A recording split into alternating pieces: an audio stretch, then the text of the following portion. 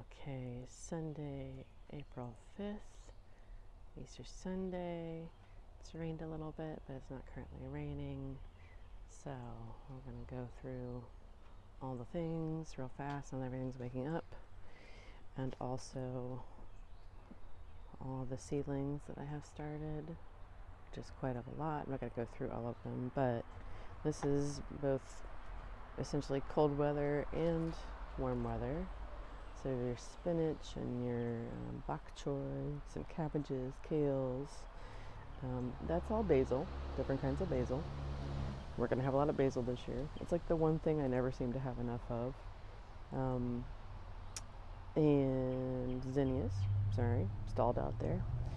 Some huckleberries, tomatoes, more tomatoes. I got about 5 or 6 different types of tomatoes.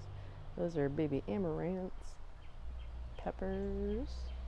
Yeah, so it's largely greens. I do have a couple of artichokes, which I have trouble getting to artichoking, and cilantro, which again I never have enough of. But let's look and see what else is happening. I haven't planted anything in here yet, and clearly whatever those are didn't make it. There is my little dragon and a little chocolate mint in there, and I probably need to dig that up and separate it, but one day. And a hyssop that comes back from, I think, root and seed.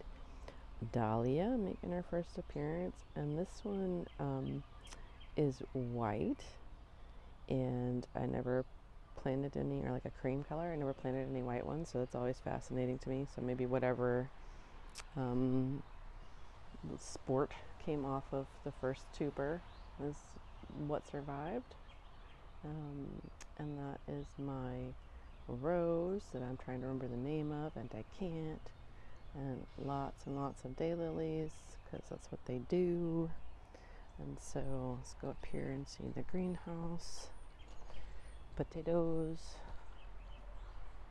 Lots of potatoes. I did just start seeds for melons and squashes this first round, just like 1 cup per variety. Those are carrots. These are alliums, and this might not be the right way to do it, but I've actually had them all fall, all winter. Decided to plant up the green stalk. So there's some carrots in here, probably because the weather was so weird.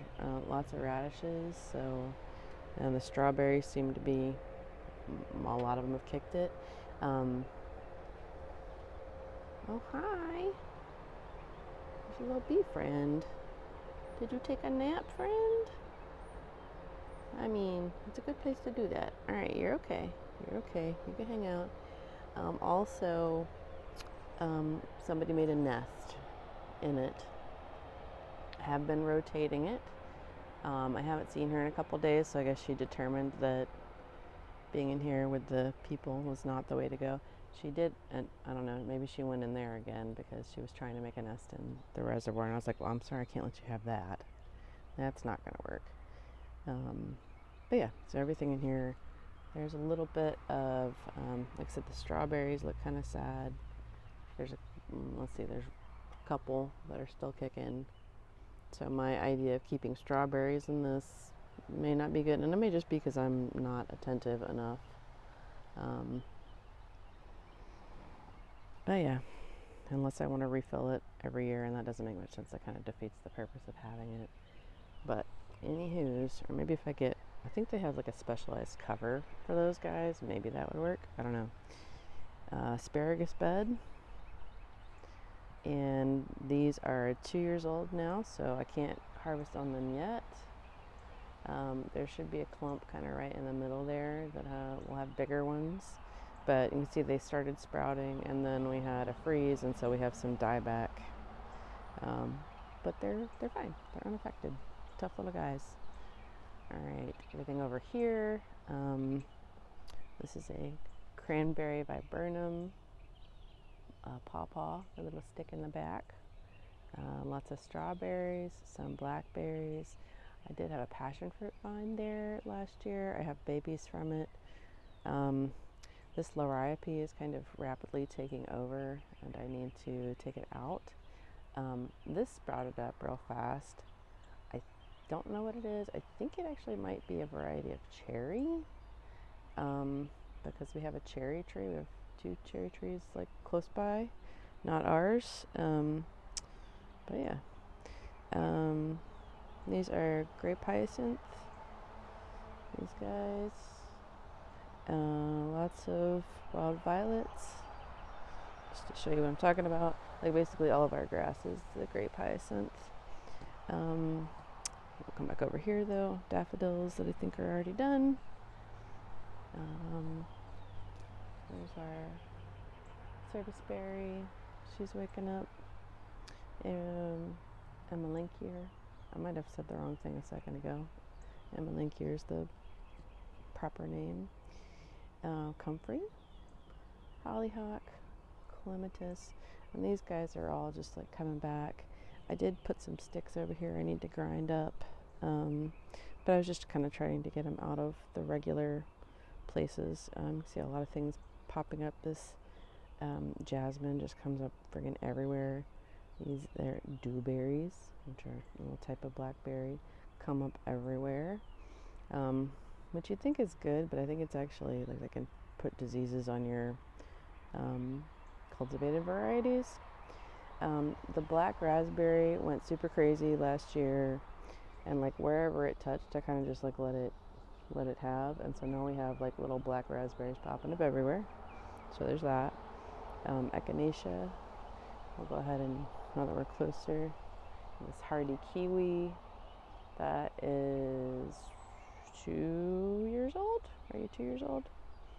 I don't think you're 3 yet. I think you're 2 years old. Anyway, lots of growth.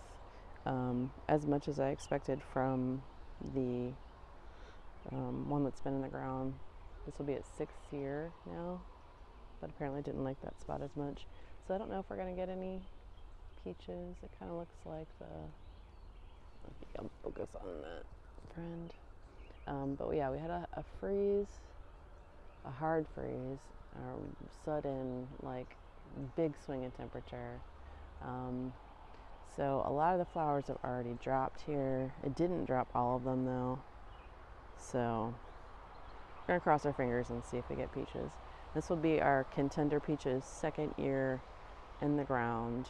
And it looks better than its friend, the Canadian version that I had in there for 5 years that never did anything,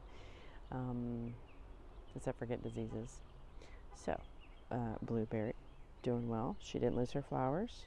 I did cover all of these too. Brussels sprouts, partly because I figured we were so close and it was only going to be for like a day or 2 days. So maybe they could make it through without dropping all their flowers. And I'm glad I went to the effort. We have some peas coming up back there. Those are all my Brussels sprouts that were overwintered. Yep. And I haven't put anything on these, as you can tell. But I mean, even if I had, like BT washes off as soon as it rains. Anything organic you put on comes off as soon as it rains. But everything had been doing just fine. My rose looks a little worse for the wear, I'm gonna say. Does look like she's putting out some new growth there. Okay, focus please. Sort of. Yeah. I mean, I'm sure it'll be fine, but I'm guessing this is the cold damage, the dieback. And I did cut a good bit of it off. Maybe I need to cut some more, but I figure I'll let it have some time. I don't want to cut too much too fast. Thyme and oregano starting to come back. Got some chives, a lot of yarrow, and these little guys, I think that's all, those are crocus bulbs. I've got a little bit. I do have the saffron crocus, it's a different type. Cabbage. I'll come around this way, we don't need to go in the tunnel just yet. I did plant out my broccoli and cauliflowers that I'd overwintered, and was trying to wait till it didn't get below 40, but some of them were getting stressed being in the pot, so they're already sprouting. But look at, like, we're looking so nice with our cabbages. Already starting to make a little head. Good job, cabbages. You are cabbaging. I'm so proud of you. And that was a beet back there. Hollyhocks, rhubarb. Uh-oh, we have sports. I need to come back and get that off. Rhubarb. This rhubarb is already flowering, and if I remember correctly, that doesn't affect the quality of the stalks or the flavor or anything like that. Here's my Honeycrisp apple, the OG that got split in Helene, but she seems to be surviving. This will be her 7th year in the ground? 6th year in the ground? I don't know why I'm having trouble remembering time now. But it was pre-pandemic. I think it's 7th year, and we've never had fruit off of it. And this is supposed to be like the year things go gangbusters, but things keep happening to her, so we're not gonna hold it against her. This is gonna be her year. She had to recover from a storm for a bit. So yeah, broccoli. So we'll have like little sprouts, and we'll have repeat smaller sprouts, I guess. Or I'll just give up on this experiment. I'll just see what, you can throw them in a stir fry. It's not for nothing. And it didn't take me a whole lot to keep them alive in the winter. Things don't require as much water and attention when they're barely growing. Oh, I might have missed my moment with the cauliflower. This is a cauliflower. I suppose I could still take it. But yeah, so we got a new crop about to go in, so that might happen. Fig tree here, and the other hardy kiwi behind it, hardy kiwi vine, and that one is 5 years old. Are we about to be 6 years old? Shoot. Anyway, like most people, I did an awful lot during the pandemic, so it's sort of easy to track that way. Most of this I put in during the pandemic. There was just grass, and then I started terracing with a pile of debris that we had from when we first moved in. I had to clear the lot, and was just gradually dealing with it. Blackberries. One day I'm going to put all my varieties. I think that one might be the Natchez or Arapaho. Anyway, there's like a couple of different varieties, and I've got them in my videos. This is why I make my videos. Pawpaw is waking up. See that there. Elderberry got a big haircut. Maybe she'll be a little bushier. Mushroom log back there. Hopefully she's doing what she needs to do. Hope it didn't dry out too much. A neighbor gave me elderberry cuttings, and this is not the way to do it, but I literally just stuck them in the ground. We'll see what happens, because I don't have time to manage things, but also it would be fun. I probably should cut that one in half if we're being honest, because that's way too much for it to try and make roots for. So we might do that. These are all raspberries coming up outside of the bed that they were supposed to be in. None of them are in the bed for the most part, out in the yard. So maybe I'll just let them have that. Blueberries, I had thought about moving because like this one is like 7 years old, and so it should be it makes nice blueberries. It does a good job. But you see it's just not very big, so it makes me think it's not real happy. These guys seem to be totally fine, although they are reaching out a little bit for the light. That one is like 3 or 4 years old. But yeah, pink lemonades, and we may have lost a good bit of the fruit on there, but I think we still got some. I think we still got a good bit. I did put some of the extra strawberries back here. I may put more of them back here. from the front, the transplants. We shall see. Okay, oh, and kind of just walk right past the orchard. Quince is waking up. This is the Koshing, I believe. Beautiful. Pink Lady Apple. This would be her 3rd year in the ground, I believe. I might have all my dates wrong. Honeyberry, which I actually kind of thought these might have died. And I think this is, that's the Czech 17.